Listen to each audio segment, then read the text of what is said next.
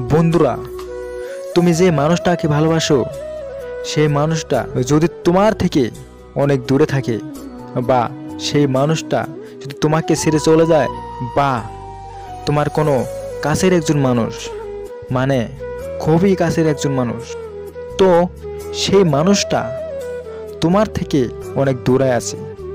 তো বন্ধুরা, সেই মানুষটা যখন তখন তোমাকে মিস করবে, বা তোমার কথা চিন্তা করবে, বা তোমাকে নিয়ে ভাববে, তখন তুমি সেটা জানতে পারবে। তুমি বুঝতে পারবে যে সেই মানুষটা তোমাকে নিয়ে ভাবছে, সে তোমাকে নিয়ে চিন্তা করছে। সে যত দূরে থাক না কেন তোমার থেকে, মানে সে যখন তখন চিন্তা করবে, তখন তুমি সেটা জানতে পারবে। তো বন্ধুরা, ভিডিওটা খুবই ইম্পর্টেন্ট। যদি সেই মানুষটার সাথে তোমার হৃদয়ের কানেকশন থাকে, মানে কখনো যদি সেই মানুষটার সাথে তোমার হৃদয়ের কানেকশন ছিল, বা কানেকশন আছে, বা সে তোমাকে কখনো ভালোবেসেছিল, বা তার সাথে কখনো তোমার ইমোশনাল যুক্ত ছিল, তাহলে অবশ্যই তুমি জানতে পারবে যে সে তোমার কথা ভাবছে। তো বন্ধুরা, প্রথম পয়েন্ট, খুশি হওয়া। তুমি কোনো কাজ করছো বা আরাম করে বসে আছো, তোমার মনে কি চলছে, তোমার মনে কি চলছে না, মানে একদম ফ্রি মাইন্ড বসে আছো, মানে তোমার সাথে এমন কিছুই হয়নি, এমন কোনো কাজই করছে না যে তুমি খুশি হবে। খুশি হওয়ার কোনো কারণ নাই সেই মুহূর্তে, কিন্তু তবুও তুমি তখন প্রচুর খুশি হয়ে যাচ্ছ, প্রচুর হ্যাপি হয়ে যাচ্ছ। সেই মুহূর্তে অটোমেটিক্যালি তোমার প্রচুর খুশি মনে হবে, মনে প্রচুর ফুর্তি থাকবে। তুমি জানো না যে হঠাৎ করে এত খুশি, এত আনন্দ কেন মনে হচ্ছে। খুশির চোটে হয়তো তোমার মুখ দিয়ে গাল বেরোবে, ভালো ভালো কথা বেরোবে। তো দেখো যে খুশির কোনো কারণ নেই।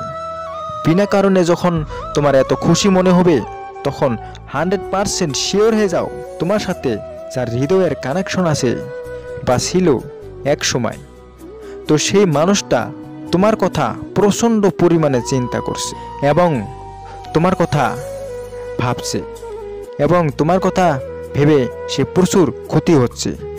আর তার সেই খুশি, এটা কি নেচার বা প্রাকৃতিক শক্তি তোমাকে জানানোর চেষ্টা করছে, তোমাকে অনুভব করানোর মাধ্যমে, তোমাকে ফিল করানোর মাধ্যমে তার ফিলিংস তোমার কাছে এনে দিচ্ছে। তোমাকে জানাতে চাইছে যে তোমার ভালোবাসার মানুষটা তোমার কথা ভেবে খুশি হচ্ছে। তো বন্ধুরা, অবশ্য এই পয়েন্টটা দেখো যে তোমার সাথে কখনো এরকমটা ঘটেছে না ঘটে নাই।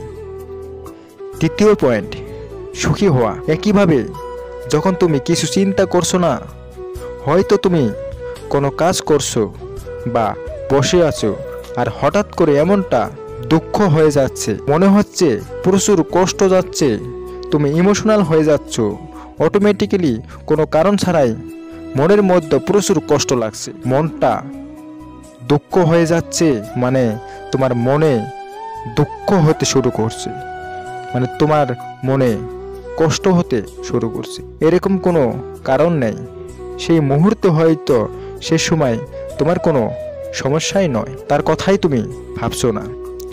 বিনা কারণে কোনো কারণ ছাড়াই প্রচুর কষ্ট মনের মধ্যে লাগে, তাহলে 100% শিওর হয়ে যাও প্রকৃতি তোমাকে জানাতে চায় তোমার সেই প্রিয় মানুষটা তোমার কথা চিন্তা করছে, প্রচুর পরিমাণে সে কষ্ট পাচ্ছে, যে তোমাকে প্রচুর মিস করছে, সে তোমাকে প্রচুর মিস করছে।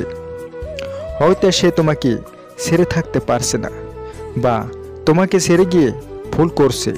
তো সে যে কারণ কষ্ট পাক না কেন, সেটাকে তোমার কাছে এনে তোমাকে জানাতে চাইছে এই প্রাকৃতিক শক্তি, যে সেই মানুষটা তোমাকে মিস করছে, এইভাবে মিস করছে, প্রচুর পরিমাণে মিস করছে।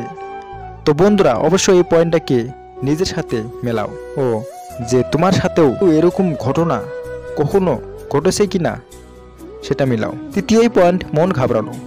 দেখো, হয়তো কখনো তুমি বন্ধুদের সাথে ঘুরছো, পার্টি করছো বা আড্ডা দিচ্ছ বা বিয়েবাড়ি খুব সুন্দর আনন্দপূর্ণ পরিবেশে আসো, খুব সুন্দর হাসি খুশি পরিবেশে আসো, এনজয় করছো, তোমার কাছে কোনো সমস্যা নেই, কিন্তু তারপরেও যদি তোমার মন ঘাবড়ানো শুরু করে দেয় বা অস্থির হয়ে ওঠে, তোমার মন যদি ছটফট করা শুরু করে দেয় বা তোমার মনে শান্তি পাচ্ছ না, বিরক্ত লাগছে, তাহলে 100% শিওর হয়ে যাও সেই মানুষটা তোমাকে হারাতে ভয় পাচ্ছে।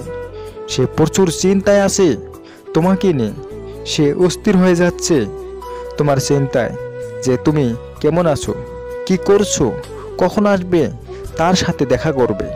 যদি তোমার ব্রেকআপ হয় তাহলে সে ভাববে যে তোমার জীবনে অন্য কেউ এসে গেলে না তো, বহু কিছু ভাবছে। তুমি একদমই বুঝতে পারছো না যে তোমার মন কেন অস্থির হয়ে উঠছে, কেন তুমি এমন ঘাবড়ে যাচ্ছ। তো বন্ধুরা, এই তৃতীয় পয়েন্টটা অবশ্যই তোমার সাথে মেলাও।